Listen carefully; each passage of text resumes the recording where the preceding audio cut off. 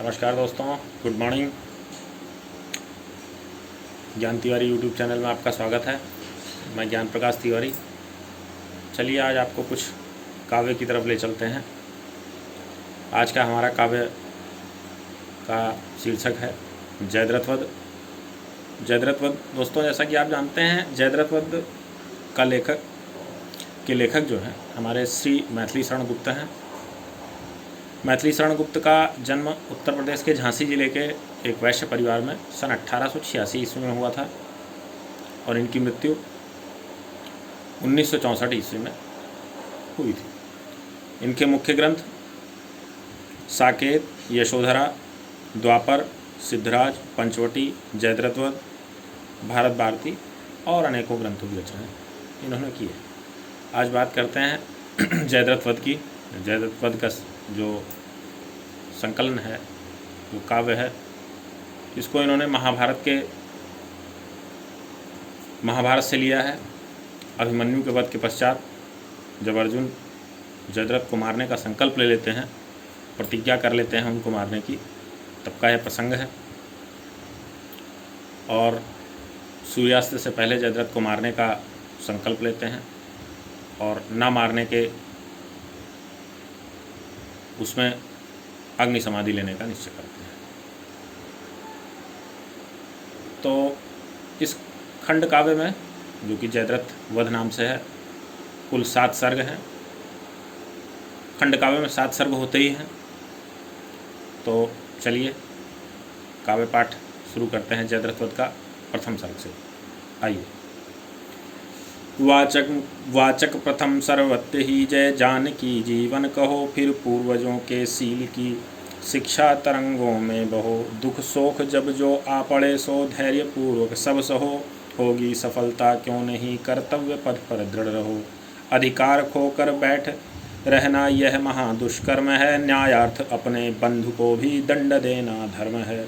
इस तत्व पर ही कौरवों से पांडवों का रण हुआ, जो भव्य भारत वर्ष के कल्पांत का कारण हुआ। सब लोग हिलमिल कर चलो पारस्परिक ईर्ष्या तजो, भारत न दुर्दिन देखता समझता महाभारत न जो। हो स्वप्न तुल्य सदैव को सब शौर्य साहस खो गया, हा हा इसी सम्राज्ञी में सर्वत्र स्वाहा हो गया। दुर्वृत्त दुर्योधन न जो सठता सहित हठठानता, जो प्रेम पूर्वक पांडवों की मान्यता को मानता। तो डूबता भारत नयोरण रक्त पारावार में, ले डूबता है एक पापी नाव को मझधार में। हा बंधुओं के ही करों से बंधुगण मारे गए, हा तात से सुत शिष्य से गुरु रत हुए, शिष्य से गुरु स हट संघारे गए। इच्छा रहित हुई वीर पांडव रत हुए रण में, अहो कर्तव्य के वश विज्ञ जन क्या क्या नहीं करते कहो। वह अति अपूर्व कथा हमारे ध्यान देने योग्य है, जिस विषय से संबंध हो वह जान लेने योग्य है। अतएव कुछ आभास इसका है दिया जाता यहाँ, अनुमान थोड़े से बहुत का है किया जाता यहाँ। रणधीर द्रोणाचार्य कृत दुर्भेद्य चक्रव्यूह को, शस्त्रास्त्र सज्जित ग्रथित विस्तृत सूरवीर समूह को। जब एक अर्जुन के बिना पांडव न भेदन कर सके, तब बहुत ही व्याकुल हुए सब यत्न करके हैं थके। यों देख कर चिंतित उन्हें धर ध्यान संकर्ष का, प्रस्तुत हुआ अभिमन्यु रण को सूर खौड़स वर्ष का। वह वीर चक्रव्यूह भेदन में सहज सज्ञान था, निज उन जनक अर्जुन तुल्य ही बलवान था गुणवान था। हे तात तजिए सोच का है काम ही क्या क्लेश का, मैं द्वार उद्घाटित करूँगा व्यूह बीच प्रवेश का। यों पांडवों से कह समर को वीर वह सज्जित हुआ, छवि देख उसकी उस समय सुरराज भी लज्जित हुआ। नरदेव संभव वीर वह रण मध्य जाने के लिए, बोला वचन निज सारथी से रथ सजाने के लिए। यह विकट साहस देख उसका सूत विस्मित हो गया, कहने लगा इस भांति फिर वह देख उसका वै नया। है शत्रुनाशन आपने यह भार गुरुतर है लिया, है द्रोण रण पंडित कठिन है व्यूह भेदन की क्रिया। रण विज्ञ यद्यपि हैं आप पर सहज ही सुकुमार हैं, सुख सहित नित पोषित हुए निज वंश प्राणाधार हैं। सुन सारथी की यह विनय बोला वचन वह वीर जो, हे सारथे हैं द्रोण क्या देवेंद्र भी आकर अणे। है खेल क्षत्रिय बालकों का व्यूह भेदन पर लड़े, श्री राम के है मेध से अपमान अपना मान के। मुख अश्व जब लव और कुश ने जय किया रण ठान के। अभिमन्यु 16 वर्ष का फिर क्यों लड़े रिपु से नहीं, क्या बारे वीर विपक्ष वैभव देख कर डरते नहीं। सुनकर गजों का घोष उसको समझ निज अयस कथा, अपयस कथा उन पर झपटता सिंह शिशु भी रोष कर जब सर्व था। फिर व्यूह भेदन के लिए अभिमन्यु उद्यत क्यों न हो, क्या वीर बालक शत्रु का अभिमान सह सकते कहो। मैं सत्य कहता हूँ सके सुकुमार मत जानो मुझे, यमराज से भी युद्ध में प्रस्तुत सदा मानो मुझे। है और की तो बात ही क्या गर्व मैं करता नहीं, मामा तथा निज तात से भी समर में डरता नहीं। जो ऊन खोड़स वर्ष के राजीव लोचन राम हैं, राम ने मुनिमख किया था पूर्ण वध कर राक्षसों के सामने। कर व्यूह भेदन आज त्यों ही बैरियों को मार के, निज तात का मैं हित करूँगा विमल यश विस्तार के। यों कह वचन निज सूत से यह वीर रण मन में दिए वह वीर रण में मन दिए, पहुँचा शिविर में उत्तरा से विदा लेने के लिए। सब हाल उसने निज प्रिया से जब कहा जाकर वहाँ, कहने लगी तब वह स्वपति के अति निकट आकर वहाँ। मैं यह नहीं कहती कि रिपु से जीव तेज लड़े नहीं, तेजस्वियों की आयु ही देखी भला जाती कहीं। मैं जानती हूँ नाथ यह मैं मानती भी हूँ तथा, उपकरण से क्या शक्ति में हा सिद्ध रहती सर्वथा। क्षत्राणियों के अर्थ भी सबसे बड़ा गौरव यही, सज्जित करें पति पुत्र को रण के लिए जो आप ही। जो वीरपति के कीर्तिपथ में विघ्न बाधा डालती, होकर सदी भी वह कहाँ कर्तव्य अपना पालती। अब सगुन आज परंतु मुझको हो रहे सच जानिए, मन जानिए संप्रति समर में प्रार्थना यह मानिए। जाने न दूंगी आज मैं प्रियतम तुम्हें संग्राम में, उतनी बुरी हैं उठती बुरी हैं भावनाएं हाय इस हृदय में। है आज कैसा दिन न जाने देवगण अनुकूल हों, रक्षा करें प्रभु मार्ग में जो सूल हों वे फूल हों। कुछ राजपाट न चाहिए पाऊँ न क्यों मैं त्रास ही, हे उत्तरा के धन रहो तुम उत्तरा के पास ही। कहती हुई यों उत्तरा के नेत्र जल से भर गए, हिम के कणों से पूर्ण मानो हो गए पंकज गए। निज प्राणपति के स्कंध पर रख कर वदन वह सुंदरी, करने लगी फिर प्रार्थना नाना प्रकार व्यथा भरी। यों देख कर व्याकुल प्रिया को सांत्वना देता हुआ, उसका मनोहर पाणी पल्लव हाथ में लेता हुआ। करता हुआ वारण उसे दुर्भावना की भीति से, कहने लगा अभिमन्यु यों प्यारे वचन अति प्रीति से। जीवनमयी सुखदायिनी प्राणाधि के प्राण प्रिय, कातर तुम्हें क्या चित्त में इस भांति होना चाहिए। हो शांत सोचो तो भला क्या योग्य है तुमको यही, हा तुम्हारी विकलता जाती नहीं मुझसे चाहिए। वीर स्नसा तुम वीर रमणी वीर गर्भा हो तथा, आश्चर्य जो मम रण गमन से हो तुम्हें फिर भी व्यथा। हो जानती बातें सभी फिर कहना हमारा व्यर्थ है, बदला न लेना शत्रु से कैसा अधर्म अनर्थ है। निज शत्रु का साहस कभी न बढ़ने देना चाहिए, बदला समर में वैरियों से शीघ्र लेना चाहिए। पापी जनों को दंड देना चाहिए समुचित सदा, वर वीर क्षत्रिय वंश का कर्तव्य है यह सर्वदा। इन कौरवों ने हाँ हमें संताप कैसे हैं दिए, सब सुन चुकी हो तुम इन्होंने पाप जैसे हैं किए। फिर भी इन्हें मारे बिना हम लोग यदि जीते रहें, तो सोच लो संसार भर के वीर हमसे क्या कहें।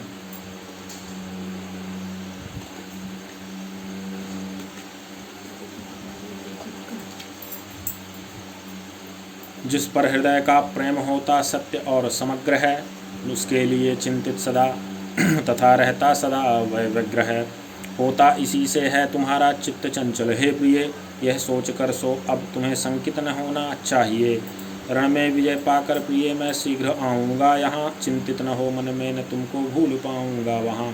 देखो भला भगवान ही जब हैं हमारे पक्ष में, जीवित रहेगा कौन फिर आकर हमारे लक्ष्य में।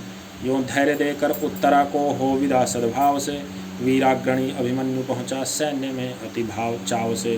स्वर्गीय सहसा साहस देख उसका 100 गुणे उत्साह से, भरने लगे सब सैनिकों के हृदय हर्ष प्रवाह से।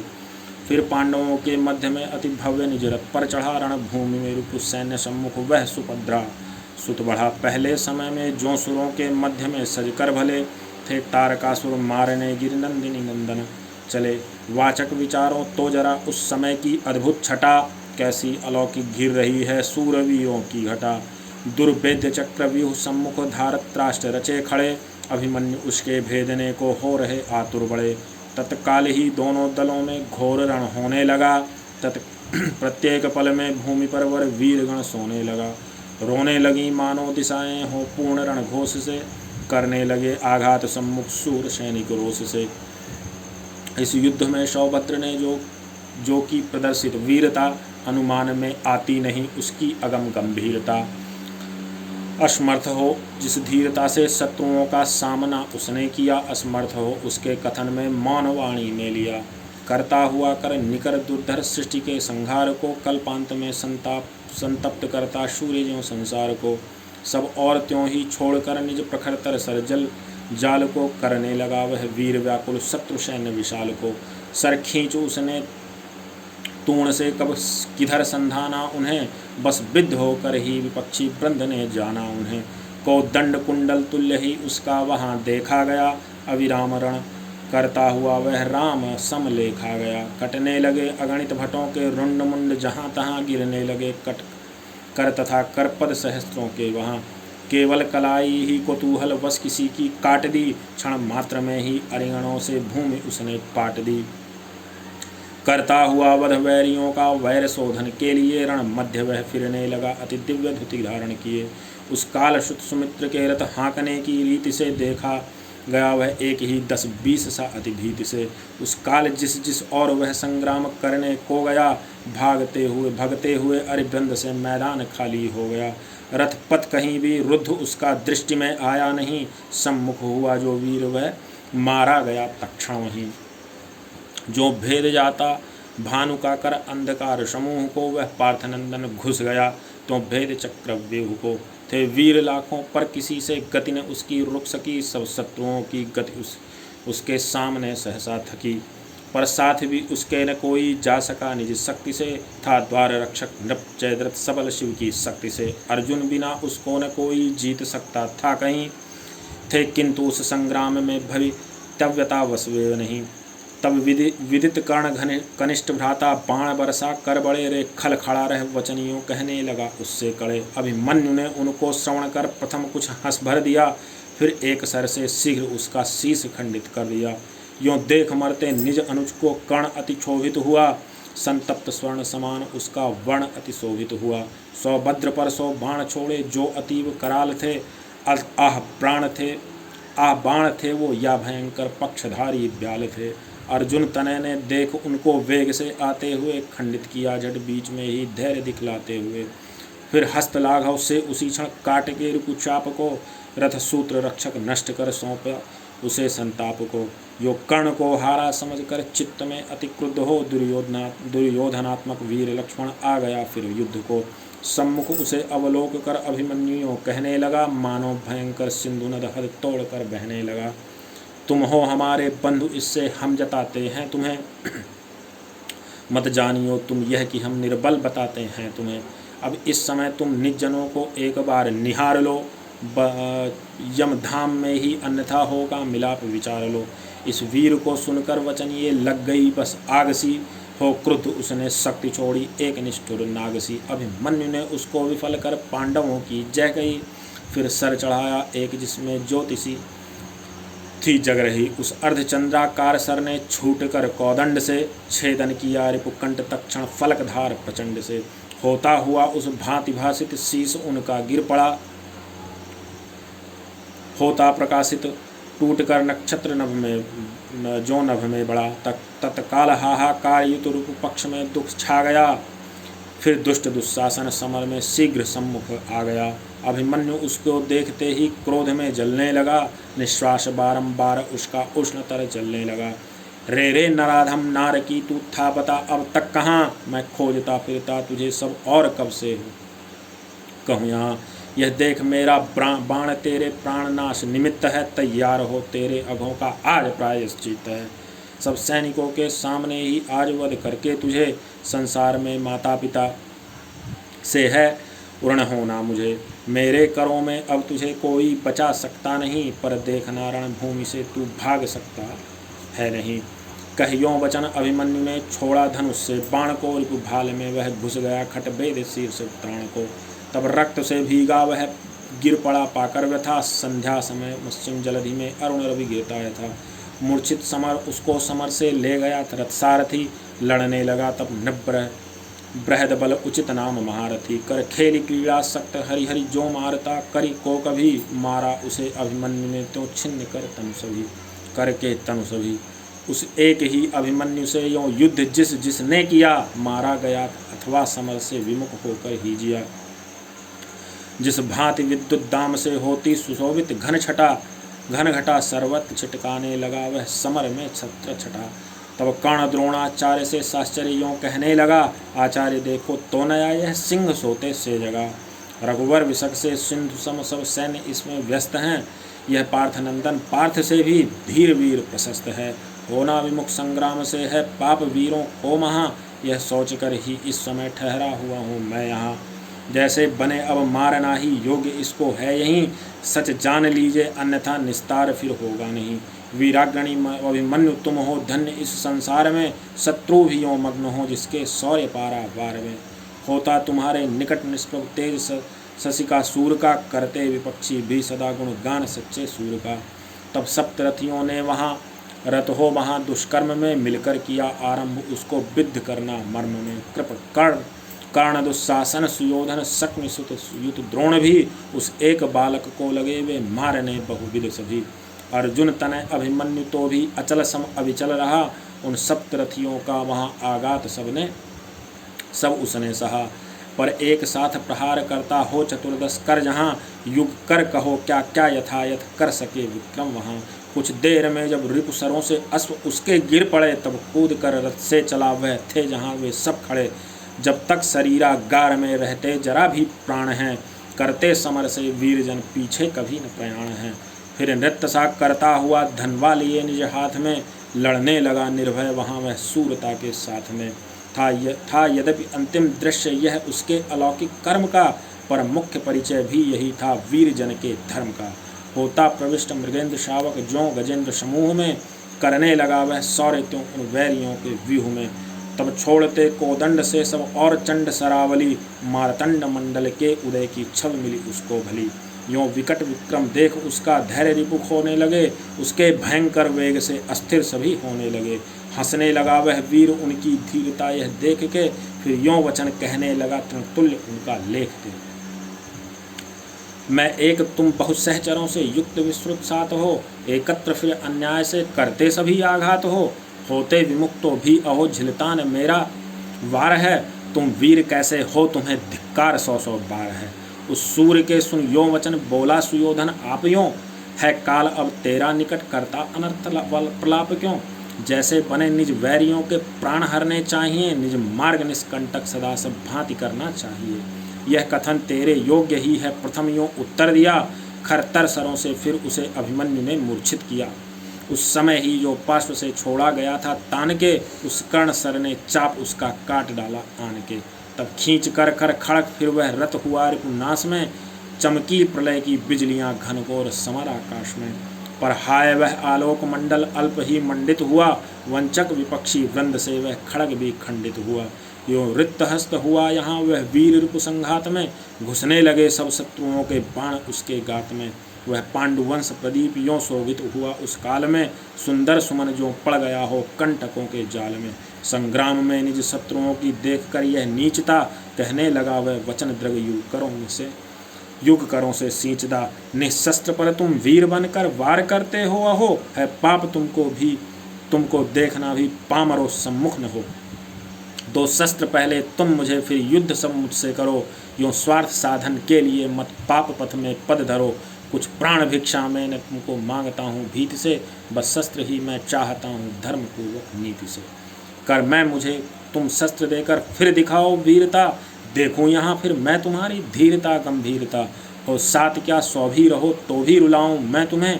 कर पूर्ण रणलिप्सा अभी क्षण में सुलाऊं मैं तुम्हें। निशस्त्र पर आघात करना सर्वथा अन्याय है। स्वीकार करना बात यह सब सूरजन समुदाय है। पर जानकर भी हा इसे आती न तुमको लाज है। होता कलंकित आज तुमसे सूरवीर समाज है नीच ये सब सूर पर आचार्य तुम आचार्य हो। वर वीर विद्या विज्ञ मेरे तात शिक्षक आर्य हो। फिर आज इनके साथ तुमसे हो रहा जो कर्म है, मैं पूछता हूँ वीर का रण में यही क्या धर्म है। यह सत्य है कि अधर्म से मैं निहित होता हूँ अभी, पर शीघ्र ही इस दुष्कर्म का दंड पाओगे सभी। क्रोधाग्नि ऐसी पांडवों की प्रज्वलित होगी यहाँ, तुम शीघ्र जिसमें भस्म होगे तुल तुल्य जहाँ तहाँ। मैं तो अमर होकर यहाँ अब शीघ्र सुरपुर को चला, पर याद रखो पाप का होता नहीं है फल भला। तुम और मेरे अन्य रूप पामर कहावेंगे सभी, सुनकर चरित मेरा सदा आंसू बहावेंगे सभी। हे तात हे मातुल जहाँ हो है प्रणाम तुम्हें वहीं, अभिमन्यु का इस भांति मरना भूल मत जाना कहीं।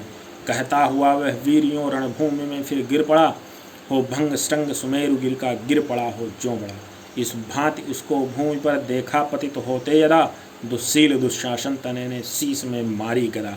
दृग बंद कर वह ये यशोधन सर्वदा को सो गया, हा एक अनुपम रत्न मानो मेदिनी का खो गया। हे वीरवर अभिमन्यु अब तुम हो यद्यपि सुरलोक में, पर अंत तक रोते रहेंगे हम तुम्हारे शोक में। दिन दिन तुम्हारी कीर्ति का विस्तार होगा विश्व में, तब शत्रुओं के नाम का धिक्कार होगा विश्व में। तो ये था जयद्रथ वध का प्रथम सर्ग। इसमें आपने अभिमन्यु की वीरता से लड़ते हुए वीरगति को प्राप्त होते हुए सुना। तो अगले वीडियो में आप सुनेंगे द्वितीय सर्ग की कथा। आज अपना वीडियो यहीं पर समाप्त करते हुए आप सभी लोगों को प्रणाम। अच्छा लगे तो हमारे चैनल को सब्सक्राइब करें, लाइक करें और कमेंट्स करना ना भूलें, और बेल आइकन ज़रूर दबाएं। धन्यवाद, नमस्कार।